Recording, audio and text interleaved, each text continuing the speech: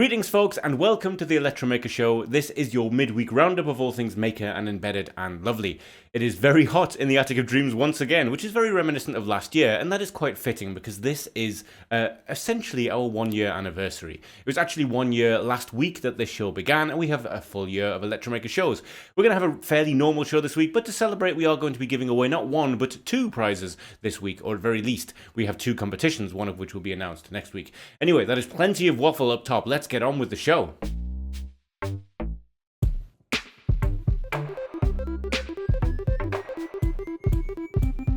And we are starting this week's show with a few interesting projects from the week. And the very first one is a lovely device that turns an aquarium into a sort of combination stir bar, art piece, zen garden.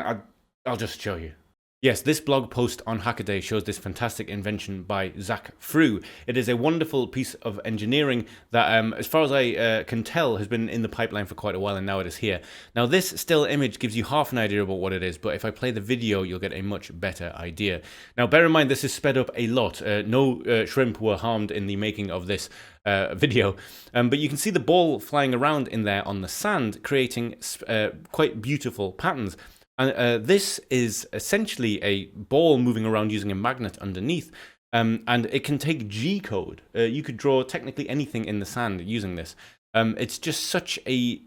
I don't want to say it's a simple idea, because it's not. It's very, very complicated. In fact, if I go up ever so slightly, you can see the design here is far from simple. But in its essence, it is a couple of stepper motors, some very clever gearing, and a neodymium magnet, which is placed underneath the bottom of the aquarium, and then there is a foam level, and then the level of sand, and then the ball on top of it so it can move around. The idea is simple, but it is not a simple thing to do, and that makes it a very, very lovely project. There's not all that much more to say about it. It's just a lovely thing. It's not the first dry sand plotter that has existed, but it is a nice idea, and it's just a very compelling thing to have in a fish tank. I've never been someone that owns fish or marine creatures, but I do love the aesthetic of things like fish tanks. And I've always thought if I did have one, I would love to use all of the wild and strange bits of circuitry I have around here and my rudimentary knowledge of how to waterproof your own circuitry and do something interesting with it. So yeah, I will leave a link to this in the description of the video. You can read a little bit more about it and have a look at this absolutely fantastic drawing. Oh, by the way, it's called Sisyphish. Rather than Sisyphus pushing the boulder, it is Sisyphish. Such a fantastic name. Not only that, the title of this article is amazing. Aquarium plotter shows Sisyphish's Aquarium plotter shows Sisyphish's submerged sand stripes. Whew. Oh man, you can see how hot it is in here. I'm literally dripping with sweat. I apologize for the optics. I don't want to look sweaty. I just can't help it. Moving on to Ralph S. Bacon, someone who we have featured on the show, but not for quite a while. Ralph has been making fantastic videos about Arduino and Arduino adjacent things for pretty much as long as I have been interested in it. Or at least for as long as I have been someone who goes to YouTube just to watch videos about it. He's one of those channels where even if I'm not directly interested in the project that he is working on, I will watch his videos because he has such a fantastic way of explaining things, and all of his projects tend to end up having some kind of practical use. And this is no different. Because while we are currently in the middle of a PCBWay advert, the actual thing he is making is very interesting. Essentially, he has these bins outside that when he leaves them open, the rain can get in and ruin everything that is in there. And that is something that he does not want to happen. So this is a video looking into theory crafting and trying to design a version of a tilt sensor or a lid open sensor that will tell him if he's left the lid open using an Arduino and one of these little NRF24L01 boards, those tiny little receiver transceiver chips. And as always, this is a fantastic video taking you through everything that you would need to know about these things. These are not just, this is my project and how I'm doing it. There's a lot of explanation along the way. In fact, a lot of first principles of Arduino I probably learned from Ralph, or at least learned them properly after the fact, once I'd hacked my way through them horribly myself. One thing we didn't cover at the time, because we covered it briefly on the show and there's so much talk about it in different ways, is that Ralph also has a fantastic video about the Arduino IDE 2.0 beta. If you just go to his channel and search for it, or just search Arduino IDE 2 Ralph S. Bacon on YouTube, you'll find that video also, and we didn't feature it at the time. But yes, it's nice to see Ralph putting videos out frequently again. He had to have a break for a while for reasons. It's fantastic that he's back, and if you haven't already come across Ralph's videos, if there's anything you've ever thought of doing with an Arduino, it's worth checking his channel first, because the fundamentals of how to do it will probably have been covered by him and covered in great detail. Now, every now and again, a solution to a problem comes along that is both incredibly simple but incredibly inventive at the same time, and this is that. We're back over here at Hacker Day, and what you are seeing is what it looks like. This is a gimbal that you would usually find for a smartphone or a camera, and a gimbal. I have one myself. They're essentially just 3 different motors and a access sensor, and every movement that you make it compensates for, which means that whether you have your phone or a GoPro or a camera in it, whatever it's designed for, you can move it around quite vigorously and it will make everything smooth. Now, when Jonathan Gleich developed a condition which meant that his hands would tremor, that's not a good thing for soldering, of course. And yet, with some careful weighting of the soldering iron by adding lead weights to it and this gimbal for the camera, he is able to continue soldering. A fantastic, simple but wonderfully inventive way of thinking that allows someone who otherwise would not be able to solder anymore, which is a great joyful thing to do. I truly love to solder, to be able to continue doing it. Really wonderful. Head to the Hackaday article, I'll link in the description if you want to read the write-up. But really, the proof is in the pudding, and you can see doing SMD soldering still, using a gimbal and a soldering iron. It's just a wonderful solution to a problem that could have been a real game ender for soldering, and just a beautiful thing to see. And our final cool internet thing this week is a bit of a coincidence, really. As I mentioned, this is our 1-year anniversary, and I kind of wanted to highlight some of the fantastic creators and different YouTube channels and things like that we have featured over the year of the show. And unbeknownst to me, in the background, my colleague Mo Long, who is the guy who writes a lot of stuff for Electromaker, has made this absolutely wonderful list of different YouTube creators, many of whom are ones that we have featured on the show before. Some of them are ones that I hadn't even heard of and he had, which is always amazing and really nice. And this is a big long list, and you'll see some people that we know on there. There's Blitz City DIY, Not Enough Tech, big supporter of the show, just a huge amount. This is a massive resource of everything from wearables to microcontrollers, 3D printing, and hey, there's Karis. This is really cool. I didn't know this was happening. As I was making the show, Mo was saying, hey, dude, look, this article is going to be going live. Loads of cool maker YouTube channels. And yeah, it saved me having to collate a list and try to fit it into a small section of this show. I never have enough time to fit everything I want to. This is a fantastic list. If you want to see it, head to the Electromaker website, electromaker.io, although, of course, I will also link this article in the description of the video. But yes, you can probably tell I'm quite excited. There are new YouTubers here, and it's time for me to go back and look at all of their videos, because I have a penchant for doing that on most YouTube channels. I don't know where I find the time. Instead of sleeping, that's what I do. In bed, YouTube. Terrible habit. Anyway, yes, head to the Electromaker website and have a look at this article. I don't think you'll be disappointed, and you'll find something new that you will love. I am sure of it. Just before moving on, a little quick housekeeping. If you are enjoying the Electromaker Show, there are 3 very simple ways that you can help us. The first is to subscribe to the channel if you are not already.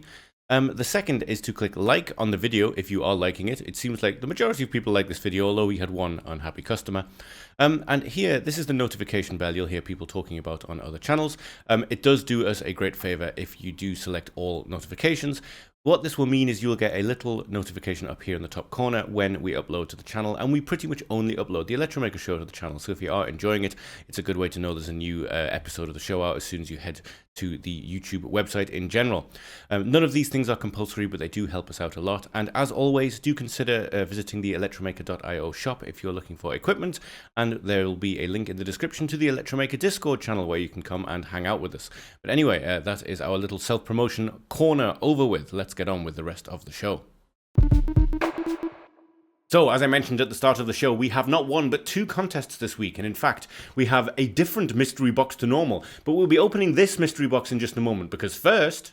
We're going to delve into the OG mystery box. You can tell it's the OG mystery box because it has mystery box written here, provided by the wonderful people at Mauser. And essentially what happens is I reach my hand in and find a box. That's a box, and I pull the box out, and it's a box from Silicon Labs. And it's another Thunderbolt Sense board. Oh, these are fantastic. Right, one sec.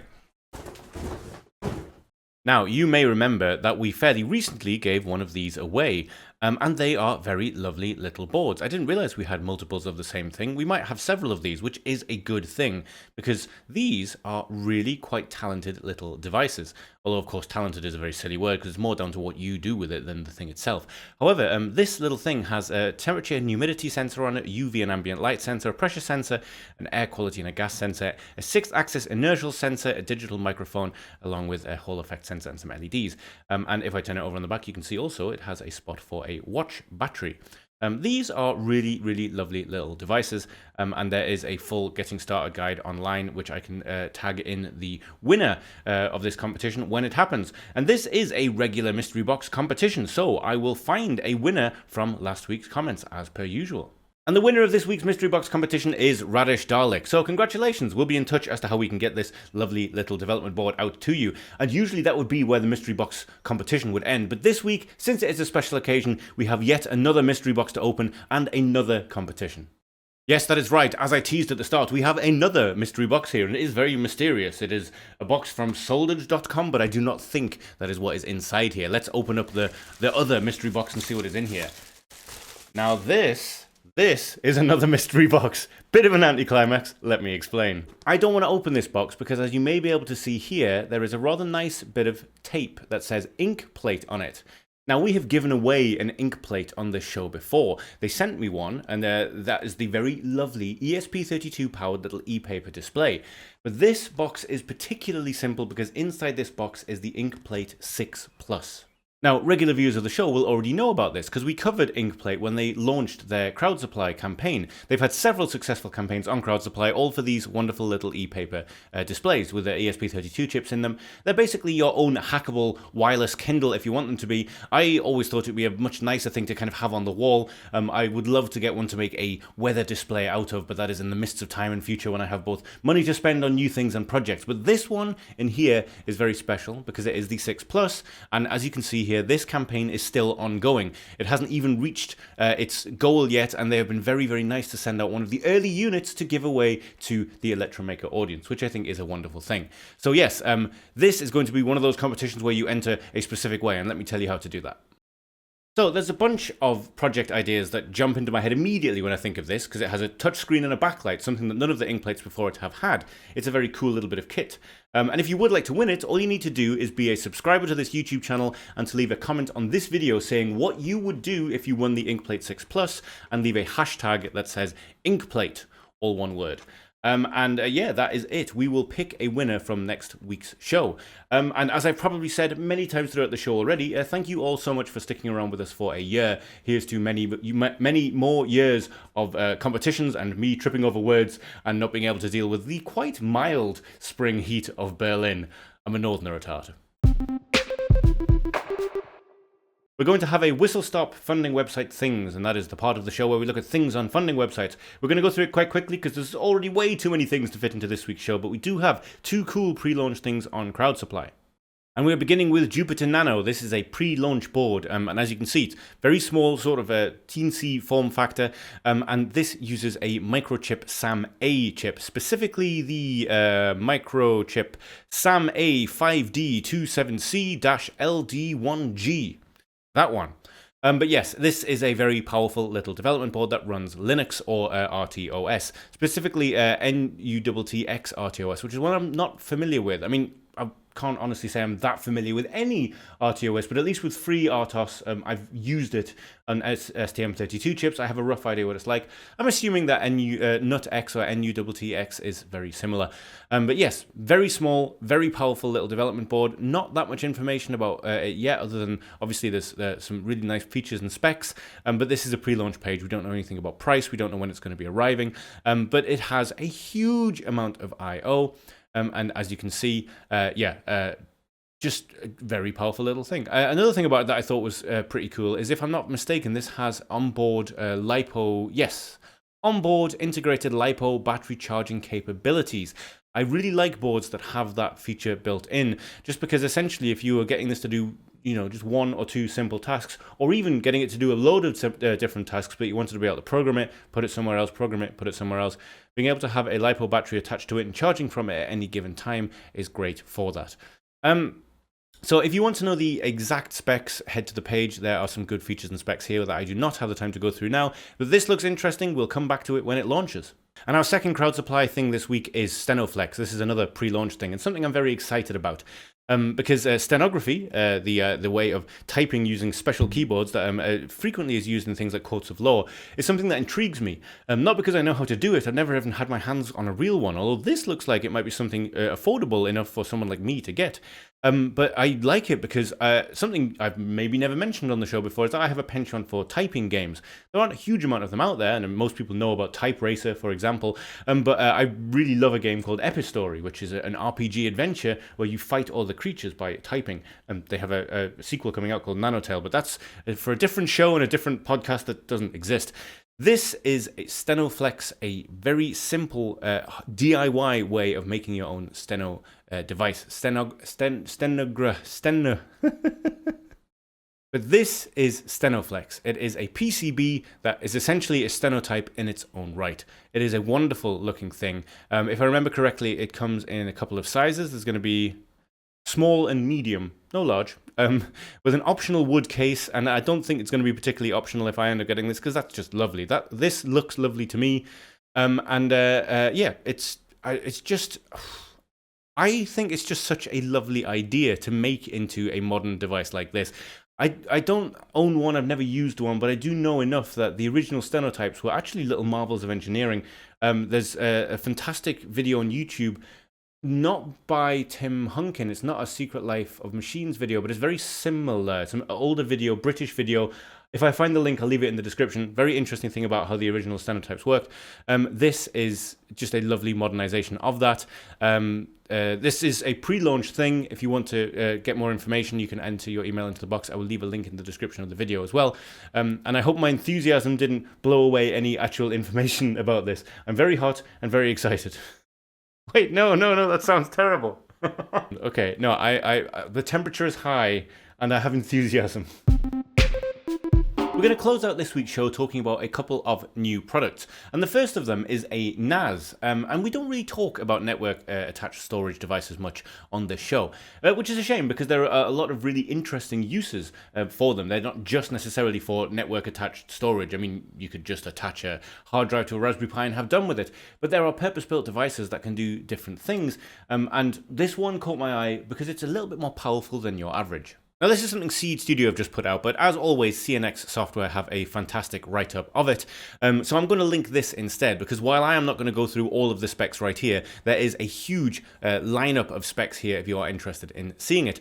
But the thing that I found quite interesting is literally this very first paragraph here, because this new reServer uses the 11th generation of Intel Tiger Lake processors. I had to look back to remember the name of it. And it's based on the Odyssey 86 boards. Now, this is the version 2. Odyssey boards are something that I've definitely written about. I don't know if we've talked about them on the show. Quite nice little x86 single-board computers with Arduino headers. They're one of those things that fit very much into the Latte Panda, Atomic Pi kind of thing. The very high end of that, they're very, very powerful x86 single-board computers, essentially. Way more powerful than I can think of in most other NAS situations. Now, I am not someone who is quite as savvy about NAS as some other people are. My colleague at Electromaker, Mo, knows all about them, and if he was here, he'd probably be able to tell you all the bits that I can't. But the fact that it has such a powerful processor on it means that I think this is probably going to end up being used for a little bit more than your average NAS work. I can see this being a powerful little network-attached device in its own right. And while, unfortunately, it seems that the pins, the GPIO pins that it has, are not as standard facing outwards. I'm sorry, I'm really struggling with the heat today. Since it looks like they're not facing outwards, I don't know exactly how well this thing would work as a sort of remote unit for triggering things.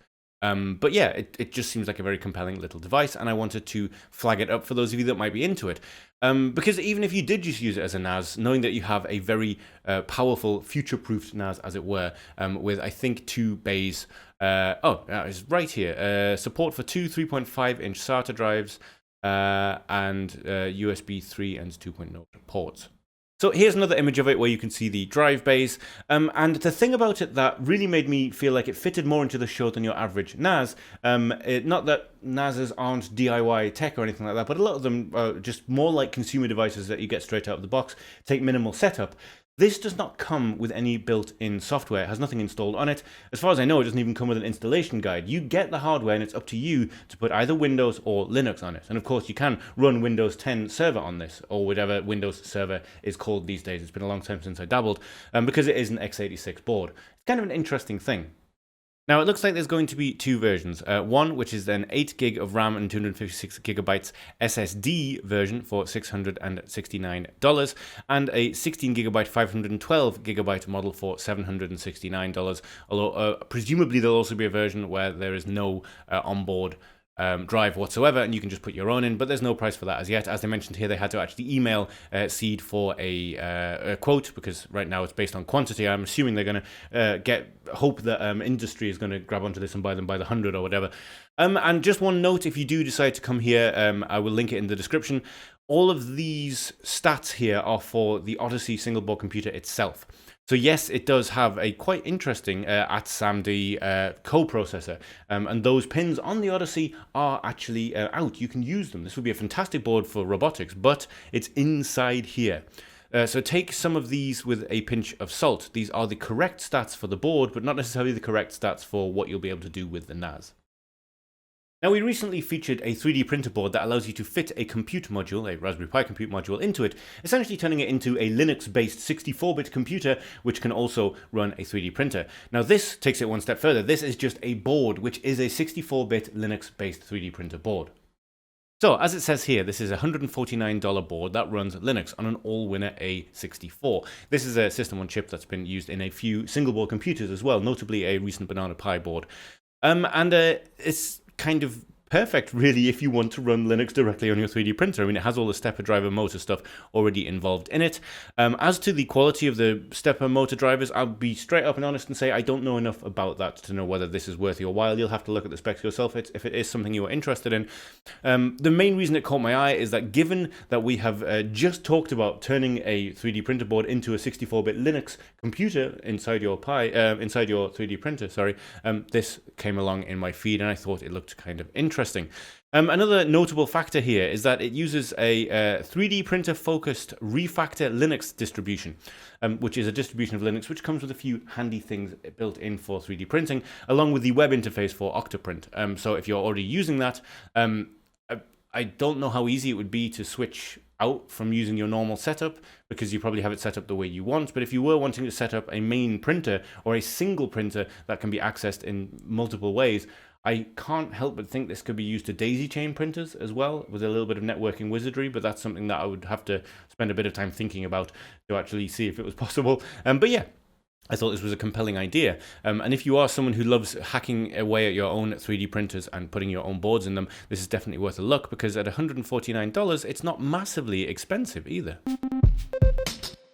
So that was the show for this week. Thank you so much for joining me, and thank you for staying with me through this entire year of shows. It's a big milestone for us to hit, and it simply wouldn't have happened without your support. The people watching, the people commenting. I've already mentioned ways you can help us in a YouTube way, that we have a shop, we have a Discord, all that kind of stuff. But to be honest, the main thing that I know and love is that there are people that are watching the show and getting something out of it. I see familiar names in the comments every week, and it really means a lot to me. When I started making the show a year ago, I had no idea what I was doing, other than an idea for what might be a compelling show, and it seems like, at least to some of you, it is. And I am hoping to make the show better, bigger, in various different ways as time goes on. But to just get to 1 year is wonderful. I'd like to thank each one of you, and I hope you have a fantastic, safe, and creative week.